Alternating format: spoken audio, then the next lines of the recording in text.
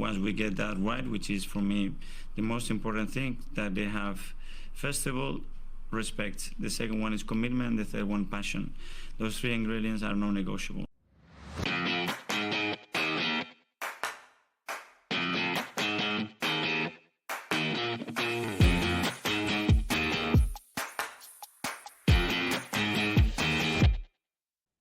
Hello and welcome into the Non-Negotiable podcast. I'm Gavin and I'm joined tonight by Justin. How you doing, Juz?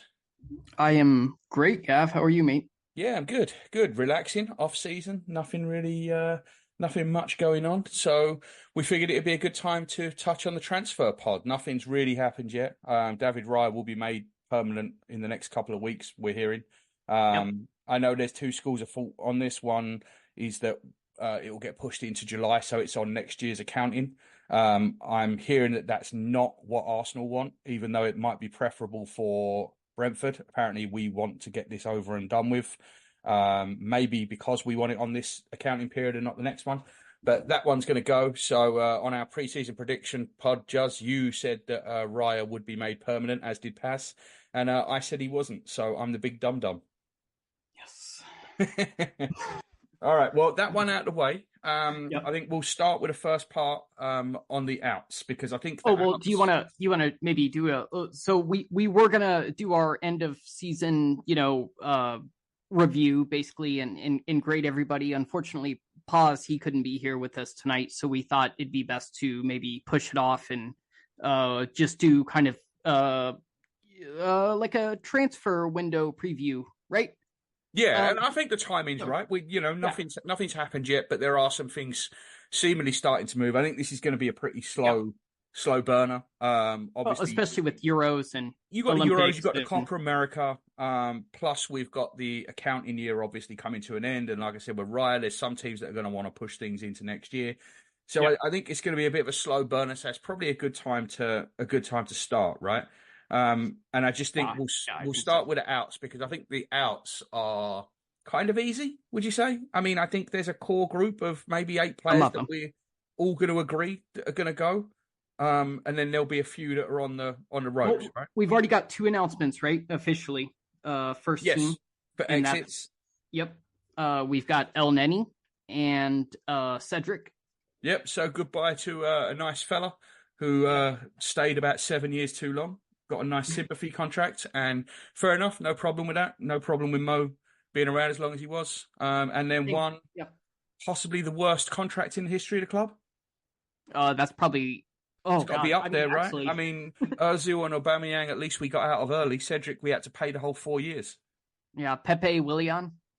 Yeah, but we got out of them, didn't we? I mean, Cedric, we couldn't even get out of. No, Willian left money on the table, to be fair to him. He's the only player I've ever seen do that. So, so Cedric's right up there. I think Cedric's right up there. Yeah. 4-year, 100K a week. Yeah, if I remember right. I think he's right up there because he's just not the standard of player that should ever be signed for Arsenal, right? Like Aubameyang got a contract off the back of winning us the FA Cup almost off his own back, right? Willian, whatever you think of Willian was a top class footballer for a long time. He was maybe at the end of his career, and we probably shouldn't have signed him. But you can't argue that someone with as many caps he's got from Brazil wasn't a good footballer. Mesut Ozil, we all know about that. Mesut Ozil was a fantastic signing, and it all went wrong, a few years in. But Cedric should just never have been signed by the football club. And there was obviously things going on behind the scenes. That wasn't a football decision. I will maintain that until the day I die. There was something going on there beyond football. We signed him with a broken fucking leg, for God's sake. He was Kia too, wasn't he? If I remember. Yeah, he was one of Kia's boys. So he got signed on loan with a broken leg when he was never going to be able to play, and then we chucked him 4 years, $100,000 a week. Like, that Sanyehi era. Don't really want to go over it again, but people should be serving jail time for that era. And I say that with no hint of laughing. Like there are things that went on in that era that I think have been brushed under the carpet, and this might be one.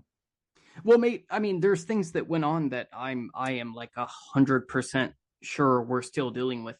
I know the club hasn't recovered from Pepe. I know, Cedric, sure, he was free, but the wages and the length of contract was ridiculous. We already touched on Willian. But absolutely criminal period for the club, especially post someone like Wenger, who was so we financially pure, Yeah, we just signed a lot of players that should never have been signed to play for Arsenal, really. I mean, Pablo Mari is another one. We signed what really is a League One defender, and there's no one that will ever convince me. And you saw his career trajectory, right? He failed to come through at Man City and ended up having to leave Europe. And then we signed him. Come on. Yeah, I don't have as much of a problem with Murray as some of the others because I know he was on relatively low wages and his contract was sorry, not his contract. His transfer price is still, I think, being debated to this day. Yeah, I think it's about 14 million, right? We think it was a 3 million loan fee and then 11 million to take it permanent. Is that kind of what you're thinking? That's what I've heard. Oh no, I was thinking it was 4 million loan fee and then 8 million permanent. No, well, whatever. It ends up coming out in the wash, right? You see, this is the problem, right? Yeah. Because we don't know. Yeah, no, but it was somewhere between that 10 and 14 million mark in total. Which, let's be fair, it's no great shakes nowadays for that. I mean, I'd like it. So if someone's got a spare 10 or 14 million they want to throw me, I would take the low end of that if necessary. Same. Yeah, you're up for that as well. So if anyone's got a spare one, just email us. We'll send you our PayPal. But it's in football terms. It's subscribe to us on Patreon. Yeah, it's not a great deal of money in football terms. But it's just that looking at that standard of player. I know we were in the trenches at the time, as the kids say, but looking at that standard of player, I mean, Jesus, when we get into the second half and we look at the players that we want to bring in to improve on the players that we're going to touch on in the first part that we want to ship out, it's night and day. Okay, let me ask you this though. Marie or Silvestre, who are you taking? I'm going to give an honest answer and people ain't going to like it. Mikhail Silvestre is a much better footballer than Pablo Mari could ever dream to be. And I do not like Mikhail Silvestre and he was a terrible signing. But you can't argue that he's a better player than Pablo Mari. Okay, I didn't expect that. But Mari or Squillaci? Oh, Squillaci. No doubt. The man was a French international. He was awful. Okay, sorry. We move on. I didn't expect either one of those answers, though. No, I take Mari over either one. We signed a League One. Except for that Chelsea game. We signed a League One footballer to play for Arsenal. A Manchester City academy player that was also a reject. Like I can name a lot of players that have failed to make the grade at Manchester City. Guarantee you wouldn't want to sign any of them. Cole Palmer. Well, he didn't fail to make grade. They got like 50 million quid for him, which, by the way, is more than we're going to get for most of our players combined. But let's get on to that. That's what people are here for. Yeah. So we'll start with the easy ones that aren't really going to be debated, I think. So I think we've both got Ramsdale down for wanting an exit, right? You think Ramsdale's going to want to leave this summer? I do, unfortunately. And, honestly, if we can get his transfer fee back or even make a profit, though I don't think we will, it's the smart move for the club, right? I mean... Yeah, I agree with that.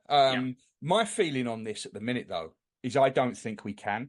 And I actually think he's going to end up staying just simply because I don't think we're going to have a buyer for him that is going to net us the return we'll need to sign his replacement.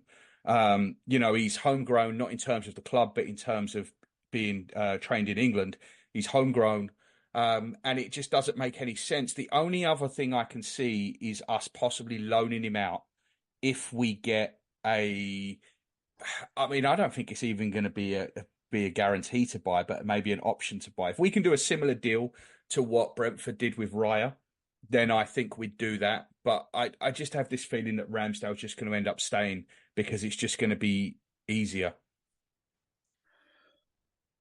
Yeah, I mean, I don't know. I get where you're coming from. I think what we're going to end up doing is taking a small loss on him, but doing the player a favor. I do. I think what's a small loss though? Because I don't disagree with you, and I wouldn't even be averse to that. Like I think if we got 15 18 million. million, right? 15, 18. That's what I think if we got 18 million for him, I would actually be pretty okay with that. Like it's not great, but I would be pretty okay with that. He needs to go and play. I like Aaron Ramsdale. I fully accept that he's never going to be our number one. But I like him, and I think he needs to go and play somewhere. And I don't actually care where he goes. I really don't. If he goes to Chelsea, so be it. Wherever the money comes from is fine by me. But I just don't think we're going to get it for him. I think the offers are going to be so low that I just don't think we're going to be able to do the deal and get a replacement. Yeah, I mean, there's links to Justin Bilo, the Dutch keeper, for about 10 million euro, which I would trade Ramsdale for 18 million pounds to get Justin Bilo for 10 million euro. I would have no issue with that. Like I said, I would have no issue with that. I think that's fine. My worry is that we won't be able to get anywhere near that for Ramsdale. And we're gonna have to see how this plays out over the summer. But it might be a good time to actually bring up the rather large Mikel-shaped elephant in the room, which is the tanking of players' values. And I think there's a couple of things for this. The first one is that every single manager in the world hoards players, right? We say this again and again. If you give a manager a choice, they would never sell anybody, right? Ever. And we'll get into this as we go along with a lot of these players that we say are going to go. If Mikel had his way, they would all stay and he would have a squad of 60 and use 14 players every year. Like if he had his way, that is how it would go. Well, except all the players, Mikel forced out, like Ozil and Aubameyang and Mustafi. Yeah, that's right. The people that he paid to go away. Yeah, but do you know what I mean? Like Ramsdale, I don't think he wants Ramsdale to go. I think he would rather keep him. But you can't keep doing this. But at the same time, I think the tanking values has a lot to do with us not selling at the right time. Like with Raya coming in last summer, Edu should have 100% said to Arteta, "That's fine. We'll do this deal." But Ramsdale is gone, and he's gone this summer. Because if we'd have sold him last summer, we would have got more than our money back on him, right? Like, do you agree with that? Well, yeah, and we handed him an extension as well, which but the extension was before we knew Raya was available. So I'm not going to kill anyone for that. There's other extensions that I am going to kill people for later on in this episode. The club was, we know we've been looking at Raya for like 3 seasons. Yeah, but I don't think we thought we could do that deal, though, because it looked like he was off to Tottenham or Chelsea. So I don't think that we thought we would have a free run at him the way we did. And then all of a sudden... I think... Go ahead. Yeah, just all of a sudden, the chips fell, Mm-hmm. I think, my thing is, we obviously knew Ramsdale wasn't the guy.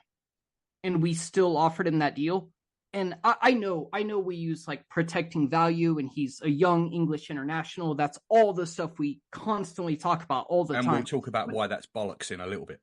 Yeah. But we knew Ramsdale wasn't. I mean, I think they took a gamble on a smart young English player who did fine for us. He did good, even. But we obviously have always had our eyes on somebody else. And it ended up being the player that we identified 3 seasons ago. Am I right? 3? Or was it? Yeah. It was. Okay. Yeah, because it was the year Brentford came up. And so the whole thing to me is just it's odd. It's a bit odd. And I know you said we'll talk about that stuff later, the excuses. But I don't like it. I mean, we're going to end up spending 60 million damn near on this goalkeeper. That we need, and I don't even think Raya's as good as Ederson, Alisson. Go ahead. No, I think that's fair. I think all them points are right. I do think when Ramsdale was given the contract, the plan was for him to stick around for a few more years, because I don't think that goalkeeper was a position they were looking for. I just think Raya happened. I don't know. That's just kind of how I see it. But I just think as soon as it did. If they'd have sat down with Ramsdale I know he just signed that deal, but if they'd have sat down with him and said, look, Raya's coming in and he is the number one, because they knew it, right? They knew it when they signed Raya that he was the number one. And they said to him, he's the number one, so we're going to have to move you out, because no matter what happens, you're not getting back in this team. I think Ramsdale would have gone last summer if they told him that. And I think his price last summer would have been closer to 50 million than 20 million, which is the best we're looking at getting now. Man, I don't know. I think 50 million is still like way too high, but I would closer give you to 30. but I'd give you 30. but that's the point. Like 35 is the midpoint. I think it would have settled there more than 20. Yeah, I think so as well. But I think the thing that surprises me most about Ramsdale, and I know this is like it's kind of more of like a Southgate thing, but I would have expected Ramsdale, after last season starting with us, that he would kind of be the uncontested England number one. It's fine if you disagree, you watch him more than me, I'm sure. But I think would say you watch England more than me. Oh, because I don't watch international football. I didn't even know they were playing yesterday until an alert came up on my phone that Cole Palmer had scored a penalty. I didn't even know Saka didn't play, so I didn't watch. Yeah. But yeah, I think when he didn't make the England lineup after having like a brilliant season, I think I knew, at least personally, his value was lower than what I was going to expect, and that's why I'm thinking it's going to be sub 20 now. Yeah, I don't know. I think if you're relying on Gareth Southgate to set people's values, then you're onto a loser. That's all I will say on that. I don't. It's not so much. It's not so much Gareth Southgate. It's just if he had become his the international number one as a young English player playing for Arsenal, I think he would have almost doubled his value, and it didn't happen. So it's not like relying on Southgate. It's just how it shook out, right? Yeah, and and if he wants to force his way in that team, he's got to play. Yep. He has to play, and he's not playing here. So I think he really needs to. He really needs to go for his own sake. I just don't know whether that's going to be possible this summer. So coming back and then immediately being shipped out the door again, he's going to be Kieran Tierney. No surprise. Yeah, he's another one I don't think we're going to get any money for. I think he's probably going to end up on loan again. I wouldn't be surprised if it was at Celtic. He's missed 2/3 of the season through injury again. I don't see any money coming in here for Kieran Tierney. I know you'll disagree with me on this one, and that's fine. We've had this conversation a bunch, but it's a real shame. I do like this player, but I think basically his availability, critically injured him.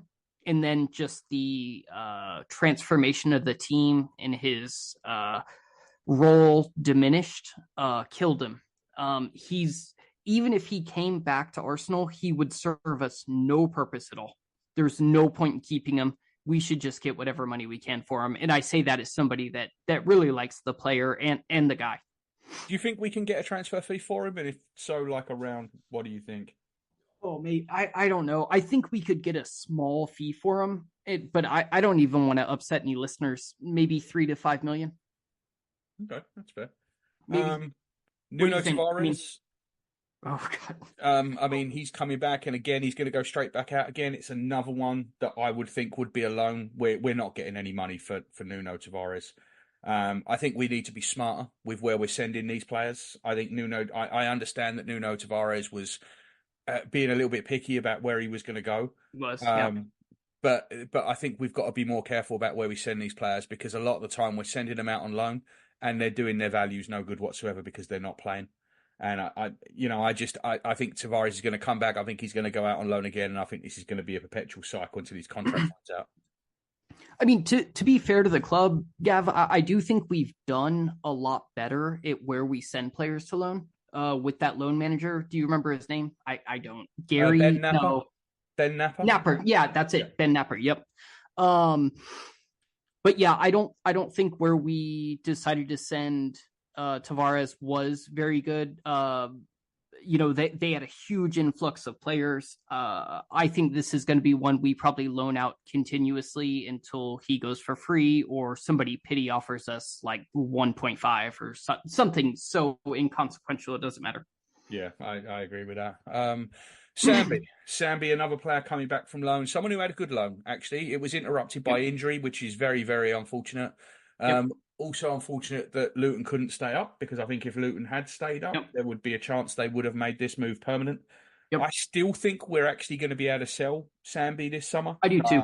Yep. I think the fee will probably be somewhere between 6 and 10 million, so it will be a big loss. But I do think we're going to be able to get rid of him. Where are you at on Sambi?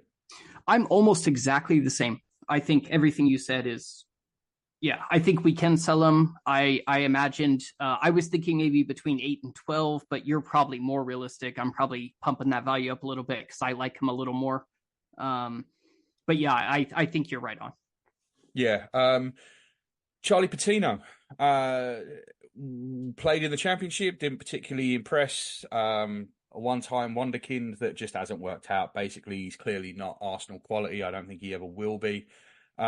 This is one I think the fee's going to be a little bit lower again than a lot of people expect, but maybe we'll get a decent sell-on clause in there. I'm thinking maybe 2 million to a championship club with a 30% sell-on or something like that.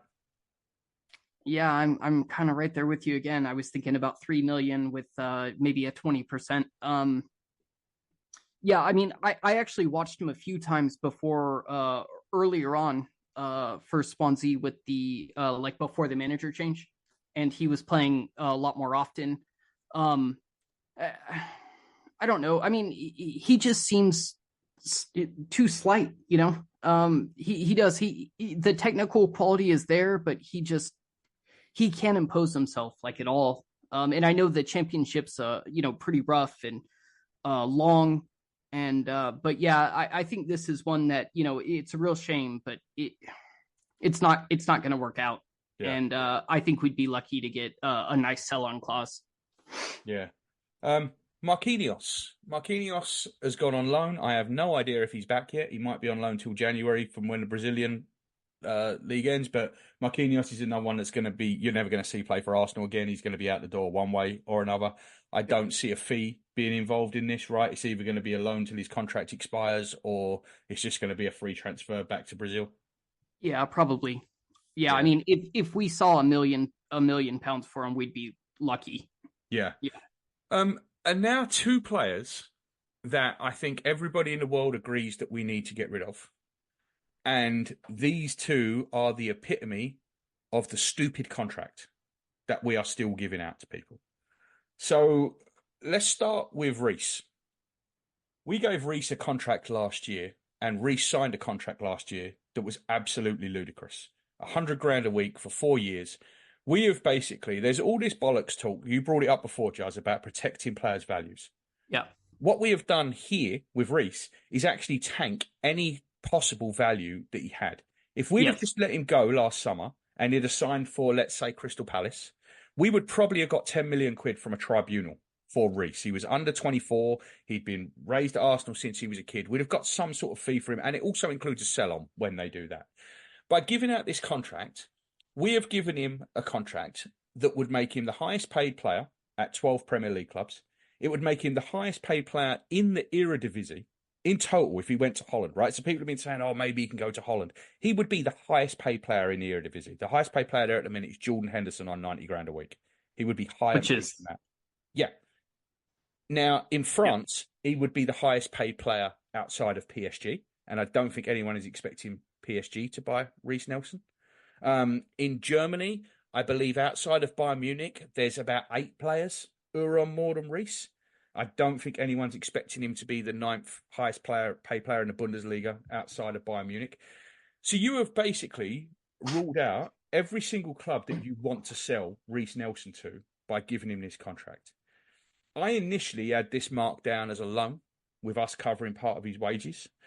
I actually think Reece Nelson is going to end up staying and just making the bench 1 game in 3, because at this point, I don't know what else we can do with him. Yeah, I know, like, you know, as podcast hosts, we're probably supposed to be a little contrarian, but I can't see any other way about it. It's going to be exactly how you said. Nobody's going to come in for him at those wages. They're just not. And you know, it's no disrespect to the player. I know he gave us some great memories.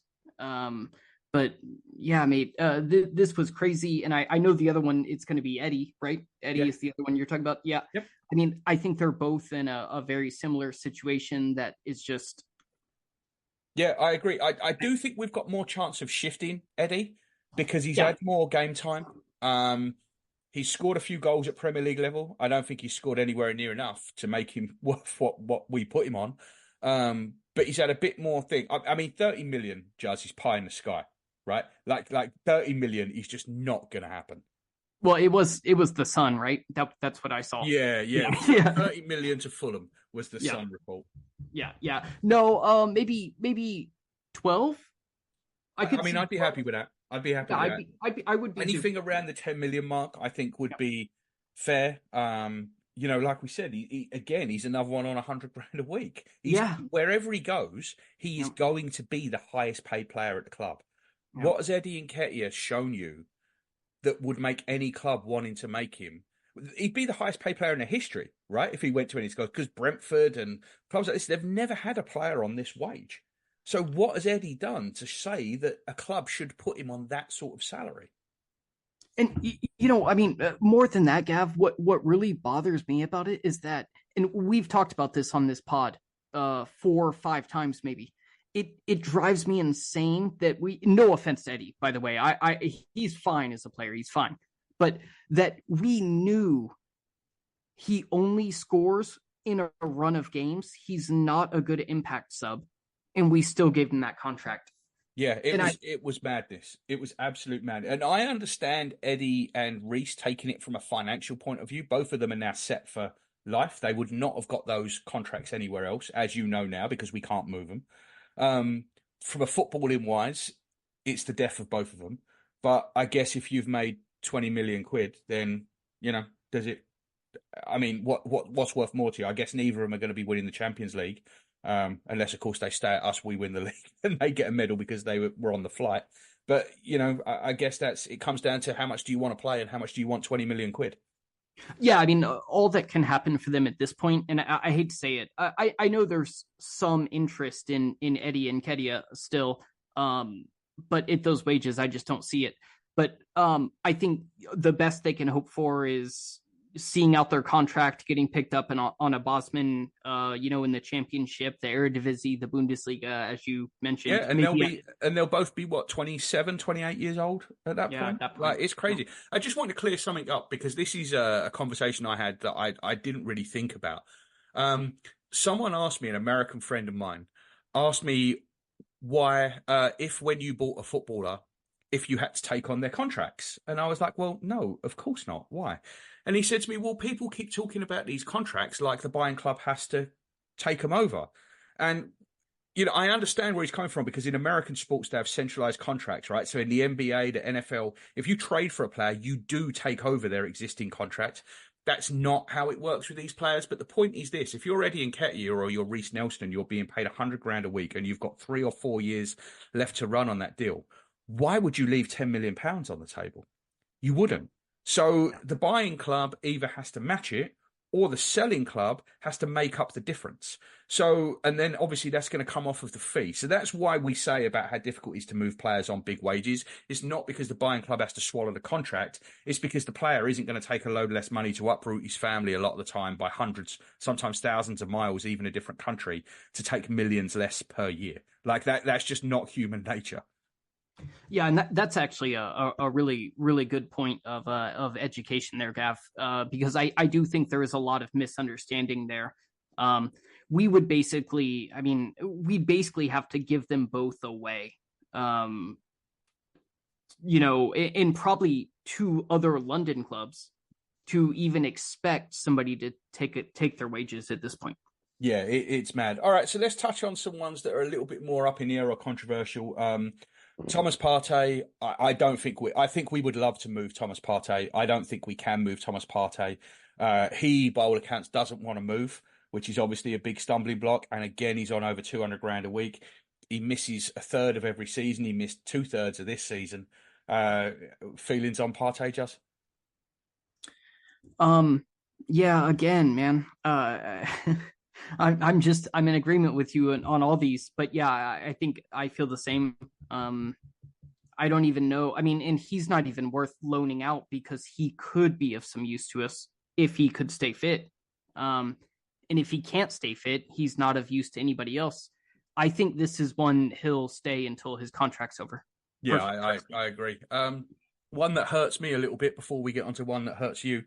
Oleg Zinchenko. I think Oleg Zinchenko is going to go. I think he's going to go. I think it will be Bayern Munich. I think Me the too. fee will be probably the best fee we're going to receive this summer. I think it's going to be around about the 30 million mark. I understand it from his point of view. I think it's right. From the club's point of view, by the way, I also think it was right. I started this by saying we sell players at the wrong time. We hold on too long. I think, again, Arteta would love to keep hold of Zinchenko. I think it's time we all move our separate ways, and I think this is going to be the last best chance to recover a decent fee. Yeah, I couldn't agree more. I think Zinchenko is probably, maybe our best chance to get a big chunk of money this transfer window. I do think it'll be Bayern. There's that connection with that Manchester City connection with Vincent Kompany. This one just it makes a lot of sense. I see this one happening. Yeah. Right, Juz.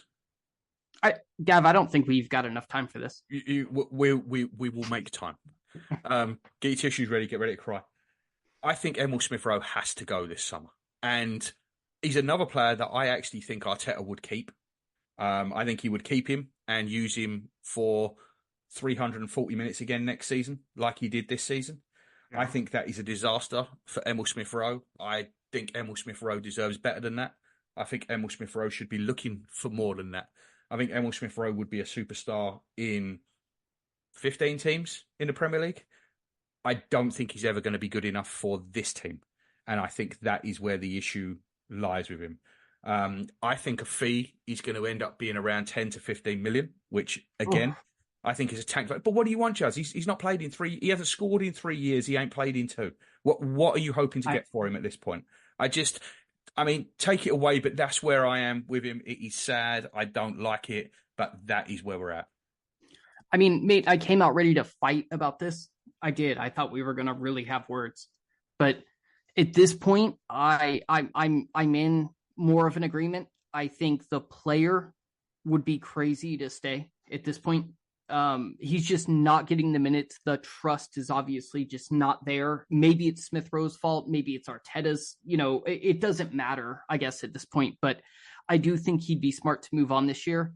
I do think the fee you just said is low, but I can see it because you're right. I think it's low too, but I think there's reasons why it's low, and I think this is another part of us tanking players' values. And it's not even necessarily the tanking them; it's the keeping them too long. Emil Smith-Rowe should have been sold a year ago. There is no way in the world we should have been saying to him last summer, "You can't go anywhere. You're a vital part of our plans," and then playing him for 343 minutes, and 90 of those minutes was in one game against Luton. I think he had 7 1-minute substitute appearances. You know what that means. You're coming on to waste time. I don't see how we can possibly keep him around. Good. Sorry. No, go. I was just going to say, it's hard for me because this guy is like maybe my favorite current player. I love Smith-Rowe and I love the resurgence he gave us, a couple years back in, that Chelsea Boxing Day game. We all know it. I think he has outstanding talent. I don't want to put it all on the club. The injuries have obviously hurt him and kept him from maintaining any consistency. It's a shame, mate, because I think wherever he goes, he's gonna be a star. And I hope he is, by the way. Me and too. If he leaves now, he's still got a chance. If he leaves now, he can go to, let's say, Fulham, because they're the ones who have been linked recently. He can go to Fulham. He can come in for Willian, who's going somewhere ever. He can come in for Willian. He can score 12 goals next season, 6 assists, really catch the eye, and maybe get a move again back to a bigger club. If he stays with us, he's going to be done for. I hate to say it, but yeah, I agree. And I'd love to see him go to Fulham. Honestly, that'd be my choice for him. I don't have any ill will towards Fulham. He could stay in London. I'd rather see him go there than West Ham. I think we talked about this on WhatsApp earlier today, but I do. This is one player that I want the best for, that I would probably even watch or keep track of. The next move for him has got to be somewhere he's going to play every week, right? It's got to be smart. He can't go to Chelsea. He was linked with Chelsea last summer. He can't go somewhere like that where even though it looks on paper like it might be a good move, he's not going to play. I don't think he can go to Villa, because if he goes to Villa, he's going to end up competing with people like Bailey. Because I mean, it depends where you see him playing. Yeah. But he's competing with Bailey and Diaby, and that's not a system that he needs to get himself into. He needs to go somewhere like Fulham, where they're going to build a team around him, and he's gonna be the absolute star of the show. Yeah, I couldn't agree more. I would almost even like to see him leave the country, but I don't have a club. I know RB Leipzig was really interested in him a few years ago. But I don't know if that's even, I don't watch the Bundesliga enough to say he would like fill some hole there, but I do want to see this player succeed. I like him a lot, and I understand it was bad timing, right? It was Just another player that's kind of, I think, maybe linked to Emil Smith-Rowe a little bit. He's Fabio Vieira, or Floppio Vieira, as I like to call him. I think we've reached the point now with Fabio Vieira where we can say this transfer was an absolute failure. I mean, would you disagree with that? He got less minutes than Smith-Rowe this year. I think Fabio Vieira, for me, Gav, is probably like the hardest one to call. And it's multiple things, though. It's like, I know right now, let's say if we put him up for sale, we'd probably get half what we paid for him, less. Oh, God, that'd be lovely to get half of what we paid for him. But I also think that he does have something to offer if, it's a lot of the same things as Smith-Rowe, right? He's got to stay fit. He's got to perform. Mm-hmm. And I don't know, without us seeing them like training or hearing much about it, I think this Vieira one is kind of a hard one to call. But I mean, I think he'll stay, Juz. I think we're going to give him one more year. He's Mikel's boy. The fact that he looks like he could play in a couple of positions. We've said it before with the way he plays. He could cover for Saka in a different way, but he could do that job. We've seen him play on both eights, left and right. We've seen him cover for Odegaard. So I do think he's going to be given one more year. I'll go on record now in saying I don't think it's going to be a success. I actually picked him for most improved player this year. And then he paid me back by playing, I believe, 290 minutes of football the entire season. At the end of the season, it's Smith-Rowe coming off the bench in front of him, which is exactly how I think it should be. But when we've just sat here and said Smith-Rowe's needs to go, Fabio Vieira, I think, is the same age as Smith-Rowe, right? There's not a lot in it.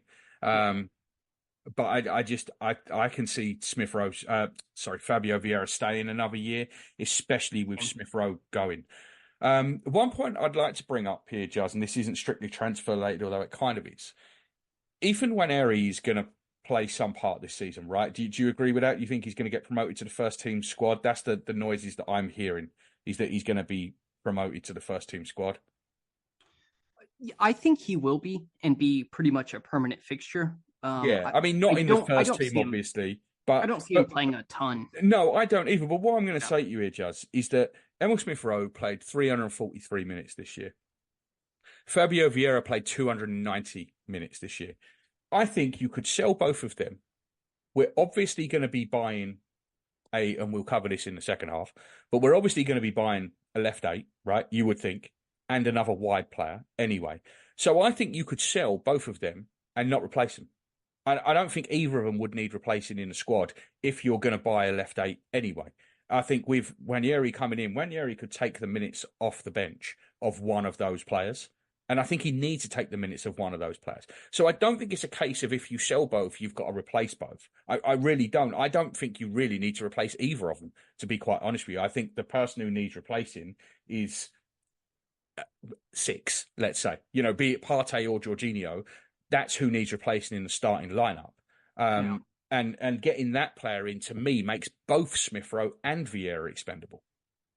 Yeah, I mean, I like, again, I hate to say it, because Smith-Rowe is obviously like, my boy, and I even like Vieira quite a bit. But yeah, I think with the minuscule amount of minutes and the lack of goal contribution or even impact, I mean, like you said, Smith-Rowe, his only 90-minute game was Luton, not like we needed Smith-Rowe for that.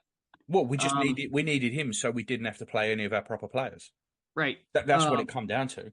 Exactly. Yeah, that's the point I was trying to make. Yeah, I think Edwin could fill in for both of these players, no problem, based on the season that we just saw. And he I has to think have a path, right? Like you have to give him a route into the first team, and what you hope is that he's not going to come in as a first team regular, but you got to hope in the minutes he impresses, and then he plays in the Carabao Cup, I guess we call it these days. He plays in that, takes his chance, and then can start coming in a bit more and more over time. That's kind of what you're hoping for. But what we can't have happen here with Waneri, is that we can't have him coming into the first team squad and never getting on a pitch. Because one of the players who's about to go, who we didn't actually touch on earlier on, is Raw Waters, who for the last 2 years has sat on the bench for most of it, never even come on, never got a sniff, and he's now gonna walk away out of contract. Now Arsenal have offered him a contract, but let's be clear, Arsenal have offered him a contract because if you offer a development player a contract, they turn it down and then go somewhere else, you're due a fee, right? So with him, with Kozia Dubry, who we expect to leave, and with who was the third one? There's another one. It might be Cole Hine, maybe. We've offered them contracts fully expecting them to walk away, but we've offered them contracts because if we don't get a fee for them, right? But we can't have that happen with Waneri. He can't sit on the bench and never come on, because if he does that, he's going to stagnate the same way that these other players have, and then we're going to end up basically ruining another talent. Yeah, and I mean, with the track record, just historically, and this isn't even, well, it is a bit of a criticism, I guess, of Arteta, but I mean, that's not even, that's not impossible. It could very well happen. Yeah, no, we'll dig into that more in part two, just because I've got some. I do want to talk about that in part two, because I think Arteta's use of the squad. I think there's some important questions to be asked on that. So let's do that in part two with the buys. But I think to come back full circle, I think Fabio Vieira is going to stay for another year. Are you on that boat as well? Yeah, I think so. Yeah. Okay. The only other player that's been linked with a move away is a player that's been linked to a different Serie A club every single day since we signed him, and that's Jakub Kiwior. Now, I'm going to bring this back to something I said again at the start, Juz, which is we tend to sell players at the wrong time. Yeah. To me, this is the perfect time to sell Jakub Kiwior. We paid, 20 million for him? I think we can get more than that for him if we sell him right now. I would 100% pull the trigger on that, even if we sell Zinchenko, because I think whichever way round it goes, we absolutely need to buy a starting left back. And I think if we need to get a centre half to go along with it, I'm prepared to do that if we can turn a profit on Kiwior. Kiwior, to me, is never going to be an Arsenal quality player. I think he's absolutely fine as a backup centre back, right? Don't hear what I'm not saying. I'm not saying give him away. I'm not saying he's completely useless to us in the squad. I'm just saying if we can turn a profit, to me, this is how you become a smart selling team. You sell a player that perhaps you wouldn't really want to go out and sell, but if the interest is there, you take what you can get and you reinvest. Mate, this is why you buy young, promising players, right? Like I'm with you 100%, and I think it has nothing to do. Well, I mean, it has got a little bit to do with Kiwior's quality, but I mean, fact of the matter is he was a gamble, more or less. And it worked, right? Like you all say, it's worked. Yeah. I agree. Yeah, it worked. And if we can turn a profit in a club like a big club like Milan are interested in him, I'd absolutely sell him if we can profit, especially if it's several million. So yeah, this is exactly what we're supposed to be doing with these. What would you call them, Gav? Like supplementary transfers that we make. Yeah, exactly. Yeah. This is what they're there for. I mean, let's be fair. Jakub Kiwior, no matter what you think of him, some people went nuts about him because he wasn't Zinchenko, right? Let's be fair. That's why I went nuts. When you look at his actual stats when he was playing at left back, he wasn't great. He was fine. And he wasn't Rob Holding either, right? Yeah, he's not Rob. Exactly. But that's my other point. Like, he's not. But that's the point. If you try and get rid of a Rob Holding, as we found out, you get nothing for him, right? So the players you need to sell are the people like Kiwior, who are, it's a little bit uncomfortable because they do play an important role in the squad, and he is going to have to be replaced. But at the same token, he is never going to displace Gabriel. right? Never. So unless Gabriel is going somewhere that we don't know about, and even then you're not promoting Kiwior to first choice, you're going and trying to find someone else to replace Big Gabby. So I think that this is the sort of sell that we are going to need to make. This one and Zinchenko, they're players that played a reasonable amount of minutes last year that are definitely useful to the squad. I still think Zinchenko is by far and away our best left back. But we need to buy a left back. Someone needs to be sacrificed, and I think that this is the way to do it. I would sell both. I don't think, actually, no, I'm going to cover that in part 2. But I think we need to buy a left back, whatever happens. And I think a left-sided centre back, okay, let's go find one from somewhere. We'll basically do what we did with Kiwior, because they have to have a list. Yeah, this is our best 2 chances to turn any kind of profit or get a bunch of cash in for anybody that's not a Hale End grad, basically. And I think we should take it 100%. I think Kiwior, there was already rumors he didn't, or he settled slowly. Maybe that's a better way to say it. He's had links back to Italy basically since he signed for us. I mean, he's really highly rated in Italy. Really highly rated. Yeah. So I'm all for it. I think we could take that cash and turn it into another supplemental signing that maybe we flip in 2 seasons for even more money. And that's kind of what you're supposed to do. You don't buy every player just to sit on him. Yeah. So yeah, I'm in agreement, and this is the way a smart club operates. And we need to become a smart club, because from a sales point of view, we haven't been for a long time. Yeah, exactly. All right, mate. Well, listen, let's leave part 1 there. We'll come back with part 2, where we'll be looking at incomings. It's going to be not as precise as this, for sure, because there's been surprisingly few links, I think, with our players. But we'll talk about some of the players being linked with, but we'll talk maybe more about the positions that we actually need to go to that next step. All right, Juz. I will see you in part 2. All right.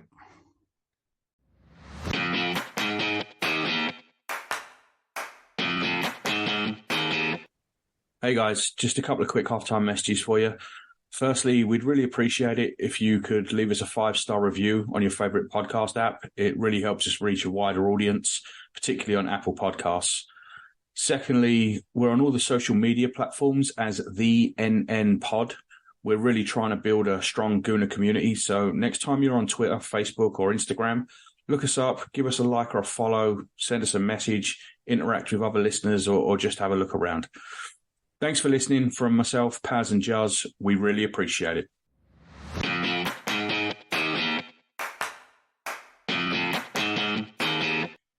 Hello, welcome back into the Non-Negotiable podcast. This is part 2. Juz, incomings. We'll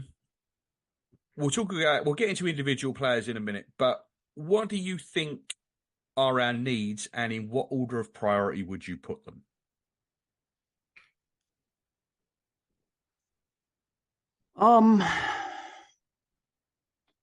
So I would say center forward. You think that's No. priority one? Okay, maybe a left 8. Yeah, is first. Or a 6, right? Depending on how you see Declan Rice. Yeah. Because I think I'm coming more around to Rice actually being that 8, so maybe a 6 being a priority. But whatever, one of those being priority. Yeah, one of those. Yep, you're right. I agree with that. And then I'd like to see a center forward. If for me, 2 and 3 will say center forward or left back. Are kind of right there for me. I think for me it's left back would be the second one. I think there's 2 positions in this team that we can buy players to immediately improve it, and I think that is the 6 or the 8, depending on which way round you see it, and the left back. To me, that will improve your first team, which I think should be priority 1 for the summer. And then, like you said, the centre forward, and go on, name the other one. We all know what it is, but go for it. Right wing. Yeah, the wide forward. Let's say wide. Wide. Yeah, I mean, that's I think that's everybody. We know about the backup goalkeeper. That's a given if Ramsdale goes, but a backup goalkeeper, I'm sorry, that's never going to be high on my priority list. No. You can find one of them anywhere. They might not be good, but you can find one anywhere. And at the end of the day, you're signing a player and hoping he never plays. So, I think for me, it's that midfielder, it's the left back, and I think a wide forward is probably more important than a centre forward. Well, what if we lose Jesus and Kedia though? Yeah, that is a good point. I mean, personally, I don't think so. I don't. We probably should have touched on this one in part one, but I didn't even think about it. But Jesus is someone that James McNicholas says that Arsenal are willing to entertain offers for. I 100% believe that that's true. I also 100% don't think that anyone is going to bid for Jesus.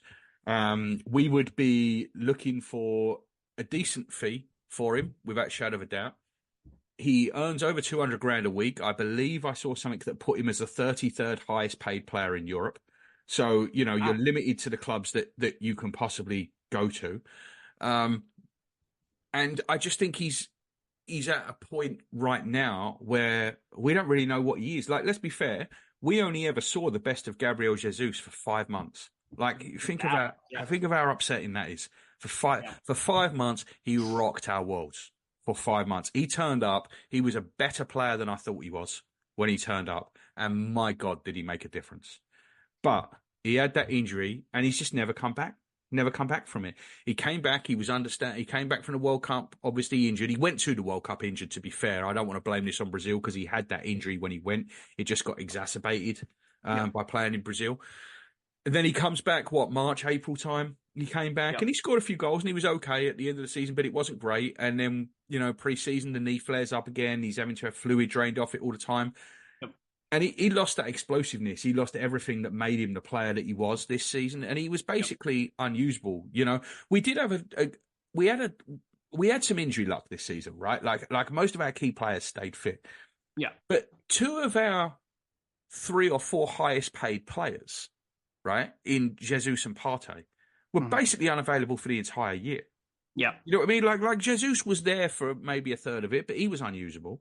Yeah. Partey was there for a bit, but he was basically unusable. Yeah. You saw when he come back, he don't look like the same player. So I think we had that. Obviously, one of our big summer signings, who you and Pass both tipped to be the signing of the season, and you can't argue that that he wouldn't have been, which is Jurriën Timber. He basically missed the entire season through injury.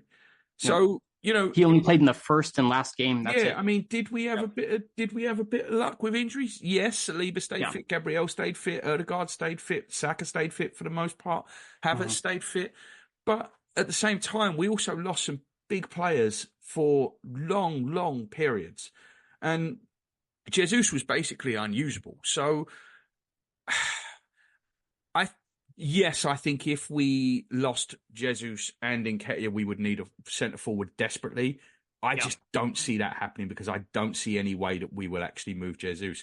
And if Jesus doesn't move, does that alter what we need? Because has Arteta moved away from Jesus as a centre forward and now thinking more of Jesus as a wide man, which puts the centre forward at a higher priority? Yes, I am thinking that. I'm thinking that 100%. And something else that I would just like to say, I mean, it probably goes without saying, this, but even if we don't get an offer for Jesus and he stays, at this point, we can't rely on him as an option. No, you can't bank on him, I think. It's definitely true.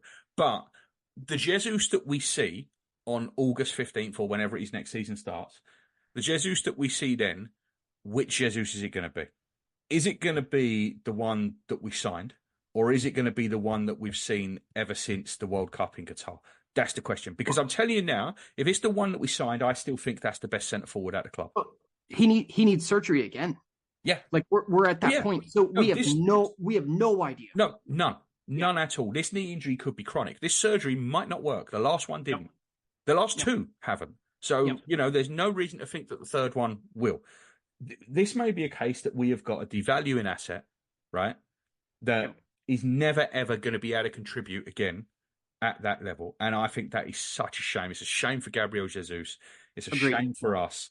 But this is the reality of where we're at. And yes, I think Arsenal would definitely accept offers for him. To me, that points more towards Arsenal believing that he is not going to be the same player again. And that's my worry. I agree. And then honestly, just talking through all this with you, it almost makes me rethink. I'm almost thinking center forward might actually have to be the bigger priority, because even if the biggest priority, because even worst case scenario, you could pull Havertz back to the 8 or even play Havertz on the wing, which I wouldn't do personally. But yeah, I don't. I'll be honest. I don't think we're going to see that, Jazz. I think Havertz at the 8 possibly, but I don't think we're ever going to see Havertz out wide. Yeah, but I mean, I don't. I'm on record. I'm on this podcast as saying I don't like him as left 8. I but agree. Even considering that, I think center forward is going to be a big priority. If the club is willing to lose Nketiah and Jesus, they're planning to get somebody in. You don't think it's going to be Mika Beric, do you? I think he's going to be out too. We probably should have mentioned him in part 1. So let's do it then. Let's talk about it. So the link that's out there that everyone's talking about is Benjamin Sesko. Yeah. I like the player.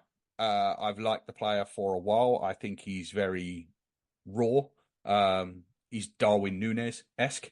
And I'm not averse to a little bit of Darwin Núñez chaos theory. I like a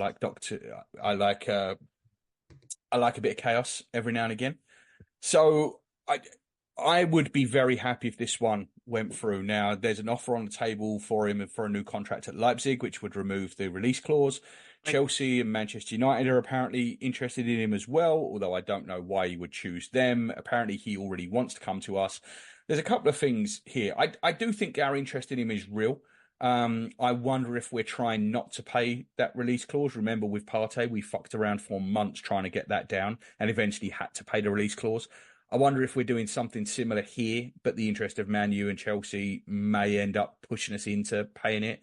But to me, this looks like the classic case of it's probably done between us and the player at this point. The question now is, can we negotiate a better fee with Leipzig than paying this release clause? I think the answer is no, to be quite honest with you. Jazz, where do you stand on the whole Sesko thing? So I've barely seen the player. I got to be honest. Barely seen the player. From what I have seen, from looking at stats, like more in depth stats than just like goals and assists. I like the player. He looks like he would be closer to a Havertz, really, than. I think so. The him and Havertz comparison is interesting because they do some of the same things well. Yeah. But I do think they're opposites in a lot of ways. Havertz will prefer to run backwards, where he prefers to run in behind. Havertz doesn't like to shoot, where Sesko loves to shoot. Sesko is good off both feet. That's a bit perfect, though, isn't it? Right? Like that's exactly. I think it is, but I think he's big. You know, this is where the Havertz. He's a lot faster than Kai Havertz. He's big, which is the same as Kai Havertz. He wins a lot of aerial duels, which is like Kai Havertz.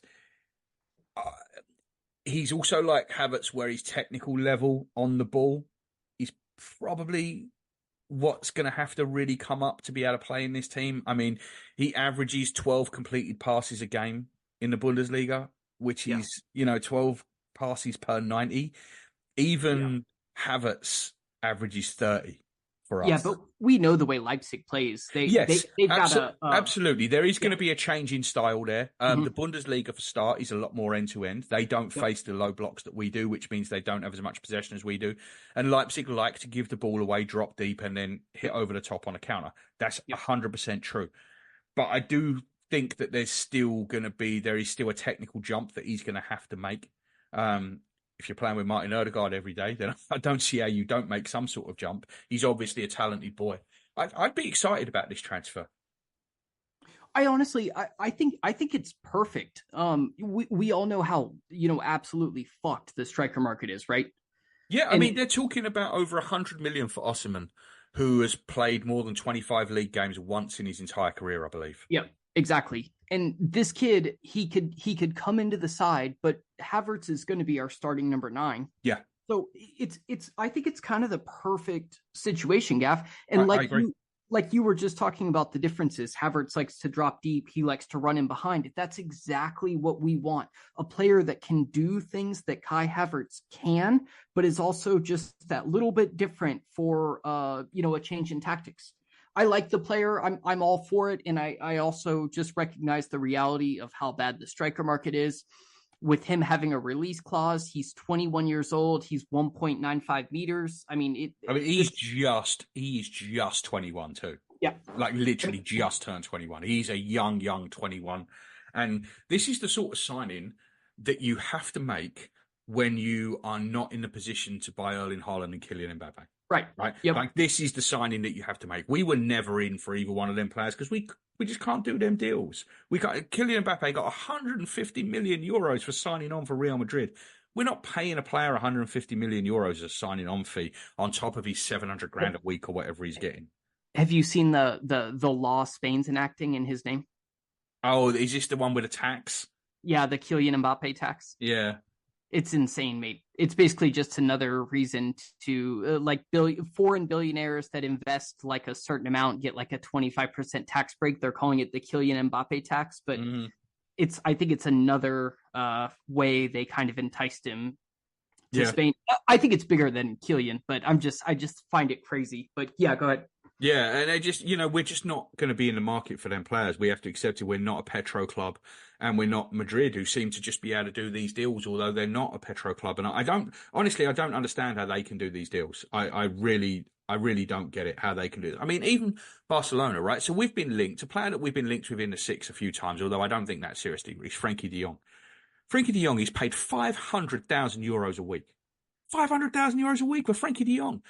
You're Dutch, I'm sure you love him. To me, that's a player that's never proved it. Not one bit has he ever proved it. He's out injured a ton of the time. He's fine. He's absolutely fine as a player. 500 grand a week. That's mad. That is twice our highest earner. There's rumors that, solid rumors that Nike pays him like 250,000 of those wages, but they would never do that for us. I mean, we're an Adidas club. Yeah, so it doesn't. And that's relevant. What a lot of it comes down to too, right? Real Madrid are an Adidas club and Barcelona are a Nike club. We had this years ago when Ronaldo went from Barcelona to Inter Milan. Ironically, back then, I believe Barcelona were Kappa, and Nike actually paid the release clause for Ronaldo to go to Inter Milan because Inter Milan were at the time the crown in the Nike jewel. So. That was or the jewel in the Nike crown, I should say. But that was what happened back then, and it still happens now. So I'm guessing Adidas did a pretty sweet deal for Mbappe as well to go to Real Madrid. So that's it. But this is my point: is that we're not signing those sort of players. So players like Sesko are the players that you want to get before they get to that. And I'm not saying Sesko can get to that level. I mean, it's ridiculous to suggest that he can get to the level of someone who won the World Cup at age 22 or Haaland that's been setting all sorts of records over the last, since he was 19, he's been breaking records in big leagues. So, don't think of Sesko being like that, but he's someone. It's a viable gamble though, right? It's absolutely a viable gamble. It's the sort of gamble that we have to take. It's the sort of gamble that Liverpool took on Luis Suarez. Yep. So it's the sort of gamble that we've got to take. And like you said, look what United paid for Højlund. Yeah, 70 million. I look at it like that. I think the Højlund transfer is probably one of the closest things we're going to have to Sesko. They overpaid for him, and the player is still done okay. I don't love him personally, but I think he's a decent player. I don't think he's ever going to score a lot of goals. He just doesn't shoot enough.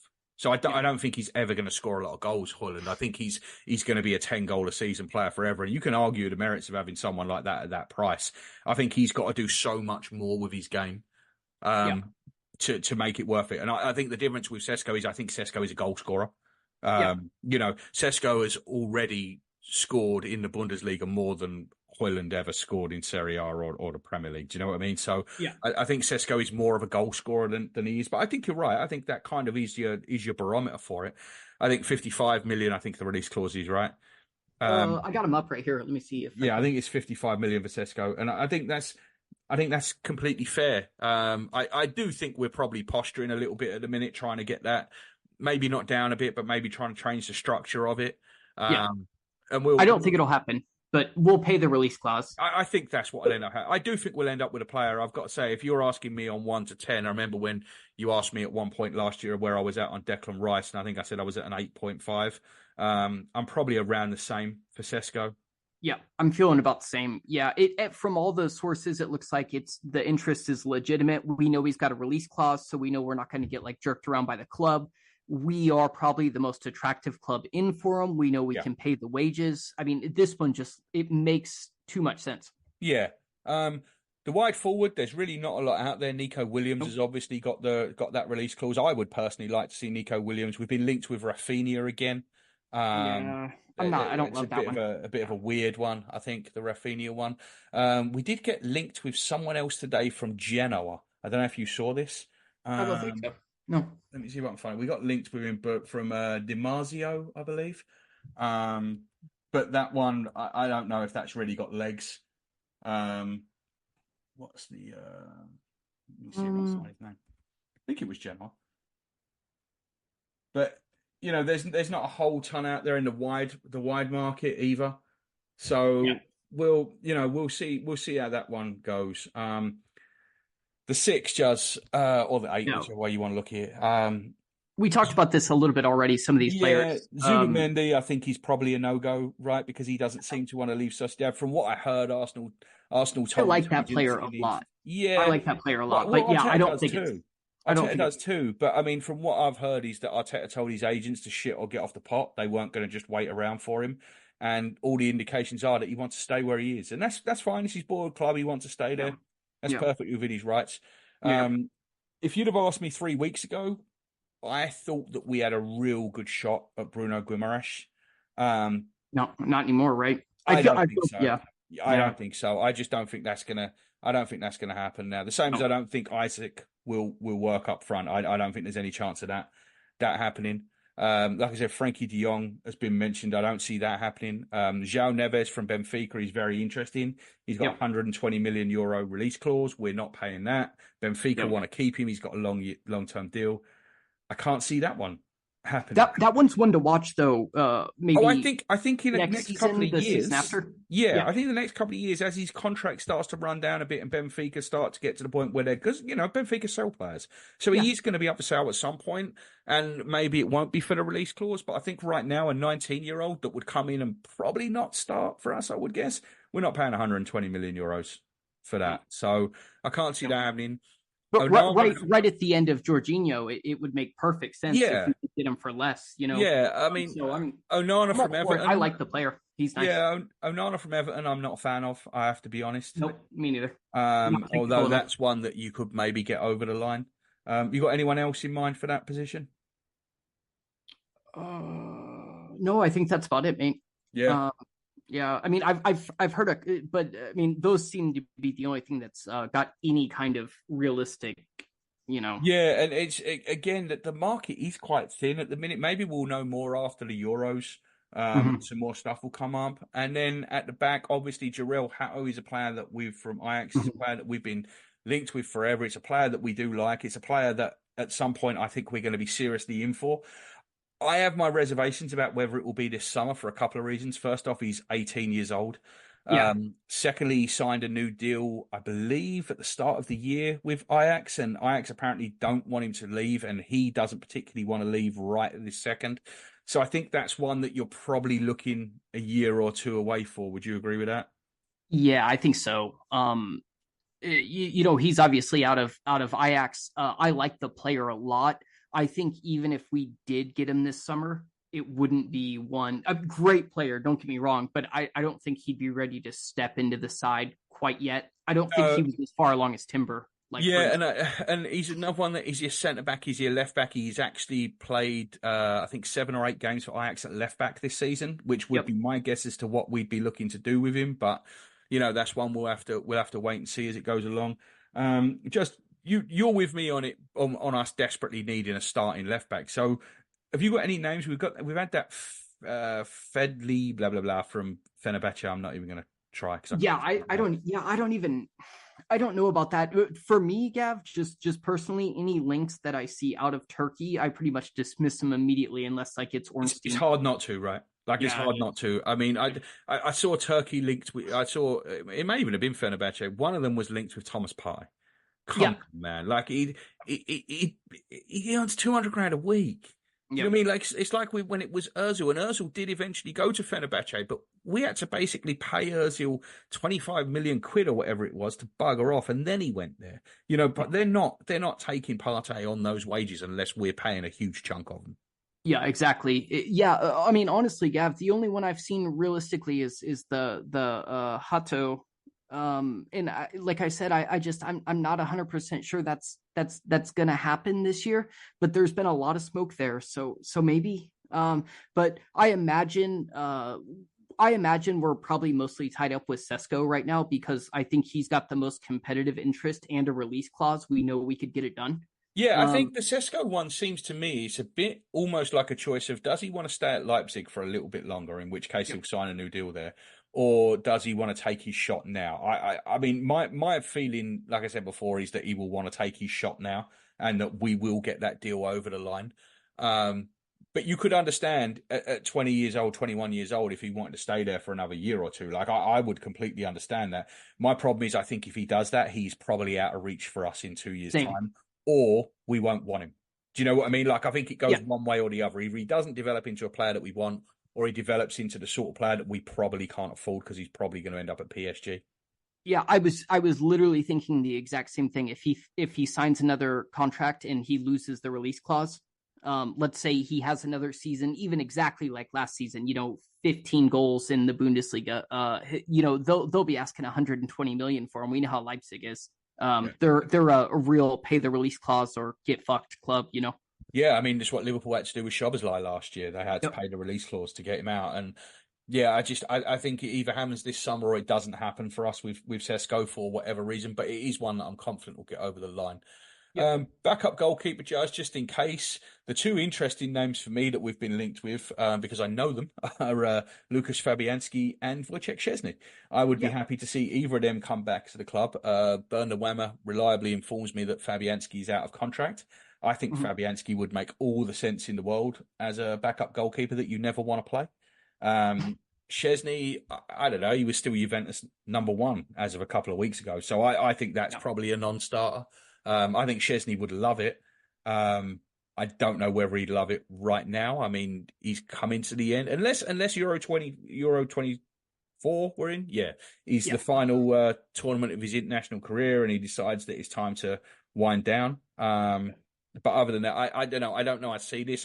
Jason Steele from Brighton's another one, and he would make sense because he plays in the same style kind of as Raya. And I think that one would make sense if we could get him, and Justin Bilo is the other one. Yeah. I would like Bilo, especially because I mean he's looking about 10 million euro, which is more than fair. I think the only thing with Bilo is he would take up that foreign player spot, right? Which Fabianski, Szczesny, Steele, they wouldn't, and that's why I would lean more towards them. But that is predicated on Aaron Ramsdale leaving, and like we said, there are issues with that. I mean, maybe it's a deal that gets done in the end. I know that Liverpool are worried about losing Alisson. If they do, maybe they look this way. I don't know if you see or not, but Trafford, who went to Burnley last summer, apparently Liverpool have already made inquiries for him. He's obviously a lot younger than Ramsdale, and maybe he'd be happy to sit behind Alisson for a year or two, whereas Ramsdale, when he leaves, he's going to want to go somewhere where he's going to play. I will say, I mean, you make a great point about the international spot, but Bilo is going to have by far the lowest wages too out of those. Well, Fabianski would actually cost you very, very little as well, I would guess. But Szczesny would probably cost you a fair whack because I can't imagine he's as a starting goalkeeper at Juve, he's not on a fair whack. Anything else you want to bring up before we call time? Is there anyone else we've been linked with that we missed? Yeah, I don't think so, Gav. Like you said, the rumors have been kind of low. I think it's a weird summer because you've got Euros, Copa, and the Olympics. Well, and maybe we'll try and do what we did last summer, which was a little, a short transfer pod once a week, once every couple of weeks, with the links and stuff as we go. Because I think this is going to heat up as it goes along. It's going to be a slow burner of a summer. It's going to be a long summer. So it is. Yeah, we'll catch up as we go along. Well, thanks. Just enjoyed that tonight. Everyone loves a little bit of transfer tittle-tattle, right? Just waiting for Romano to drag out the concrete. Here we goes. Yes, sir. Yeah. All right, mate. All right, mate. I will speak to you later on. You have a good night. Good night, All right, everybody. you too. Good night.